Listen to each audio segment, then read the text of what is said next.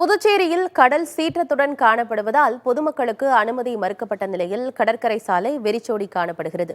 தகவல்களோடு செய்தியாளர் ஆனந்தன் இணைந்திருக்கிறார். ஆனந்தன், புதுச்சேரியில மழை நிலவரம் என்ன? இப்ப கடற்கரை பகுதிகளுக்கு பொதுமக்கள் செல்ல தடை விதிக்கப்பட்டிருக்கு.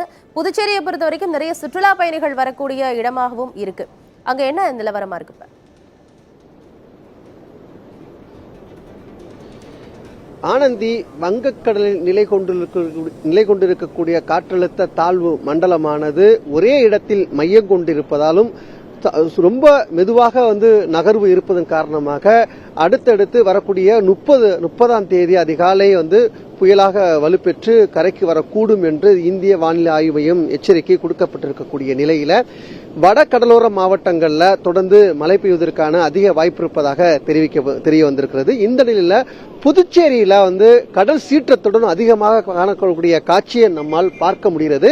இதன் காரணமாக அம்மாநிலத்துடைய முதல்வர் ரெங்கசாமி அவர்கள் நேற்றே இந்த கடலோரம் இருக்கக்கூடிய பகுதியில் ஆய்வு மேற்கொண்டு பல்வேறு முன்னெச்சரிக்கை நடவடிக்கைகளை மேற்கொள்ள உத்தரவு பிறப்பிக்கப்பட்டிருக்கிறது. அதன்படி கடற்கரைக்கு வரக்கூடிய நபர்களை இங்கு அனுமதிக்காமல் காவல்துறை தொடர்ந்து எச்சரிக்கை செய்து மாற்று வழியில் செல்ல வேண்டும். குறிப்பாக நடைபயிற்சி செல்வதற்கு மட்டுமே அனுமதி கொடுக்கப்படுகிறது. கடல் பரப்பு மேல் பகுதியில் யாரும் நடந்து செல்லக்கூடாது என்று எச்சரிக்கை கொடுக்கப்பட்டிருக்கிறது. அது மட்டும் இல்ல, என்ன மாதிரியான எச்சரிக்கை கொடுக்கப்பட்டிருக்கிறது என்பது குறித்து பேசுவதற்காக உதவி காவல் ஆய்வாளர் பூர்ணிமா நம்முடைய இருக்காங்க. அவங்க கூட பேசலாம். இங்க கடற்கரைக்கு வரக்கூடிய நபர்களுக்கு பொதுமக்களுக்கு என்ன மாதிரியான எச்சரிக்கை செய்து நீங்க அனுப்புறீங்க, அதை பத்தி சொல்லுங்க சார். புயல் உருவாக்குன்னு கவர்மெண்ட்ல அறிவிச்சிருக்காங்க. கடல் சீற்றமா இருக்குது, தண்ணி அதிகமாக அபாயமா இருக்கிறதுனால பொதுமக்களுக்கு அவேர்னஸ்க்காக பாதுகாப்பா இருக்கும்படி இந்த வாக்கிங் வரங்களை மட்டும் அலோவ் பண்றோம் சார். மத்தவங்க யாரும் நாங்க அலோவ் பண்ணல. அது கூட ரோட்ல தான் நாங்க நிறுத்தி வச்சிருக்கிறோம். கடற்கரையில நாங்க நிறுத்தலைங்க சார். இதோட நிறுத்தி வச்சிருக்கோம் நாங்க உங்க பாதுகாப்புக்காக. எவ்வளவு தூரத்துக்கு நீங்க கொடுத்திருக்கீங்க? ஏன்னா கடற்பரப்பு ஒரு 4 கிலோமீட்டர் பரப்பளவுல இருக்கு. இந்த இந்த பிரதம இந்த காந்தி சாலை பிரதானம் மட்டுமா, இல்ல மற்ற பகுதியில் எதுவும் இந்த பாதுகாப்பு பணியில் தீவிரமாக ஈடுபட்டு இல்லைங்க சார். பாண்டிச்சேரி ஃபுல்லா சார், கடற்கரை பாண்டி ஃபுல்லாவே நாங்க எல்லா ஏரியாவிலையும் நாங்க கடற்கரையில பொதுமக்களை நாங்க உள்ள அலோவ் பண்ணலைங்க சார். நாங்க ரோட்ல வாக்கிங் போறவங்க மட்டும்தான், அது ரோட்ல மட்டும்தான்.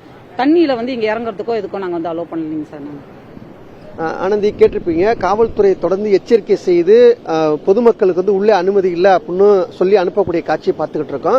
முன்னெச்சரிக்கை புதுச்சேரியில பள்ளி கல்லூரிகளுக்கு விடுமுறை விடப்பட்டிருக்கிறது. இங்கு இன்று இரவு மழை பெய்வதற்கான அதிக வாய்ப்பு இருக்கிறது தனியார் வானிலை ஆய்வாளர்கள் கணிக்கப்பட்டிருக்கிறார்கள். இந்த நிலையில்தான் தற்போது வரக்கூடிய பொதுமக்களுக்கு எச்சரிக்கை செய்து அனுப்பக்கூடிய காட்சிகள் நம்மால் பார்க்க முடிகிறது. ஆனால் நம்ம காலில இருந்து பார்த்த பிறகு கடல் சீற்றம் ரொம்ப அதிகமாக இருக்கக்கூடிய காட்சிகள் நம்மால் பார்க்க முடிகிறது. ஏன்னா இந்த புயல் மையம் கொண்டிருக்கிறது, இன்னும் நகர தொடங்கவில்லை. நகரம் எந்த திசையில் நகருது என்று ஓரளவு கணிக்கப்பட்டிருந்தாலும் அதோடைய நிலை எப்படி இருக்கும், அதோடைய காற்று வேகம் எப்படி இருக்கும், தரைக்காற்றுடைய வேகம் எப்படி இருக்கும் என்று உறுதியாக இன்னும் தெரிய வரவில்லை. எனவே அதோடைய வேகத்தை தற்போது காற்றுடைய சீற்றம் சற்று அதிகமாக இருக்கக்கூடிய காட்சியை நம்மால் பார்க்க முடிகிறது. ஆனந்தி, களத்திலிருந்து தகவல்களை வழங்கியமைக்கு நன்றி ஆனந்தன்.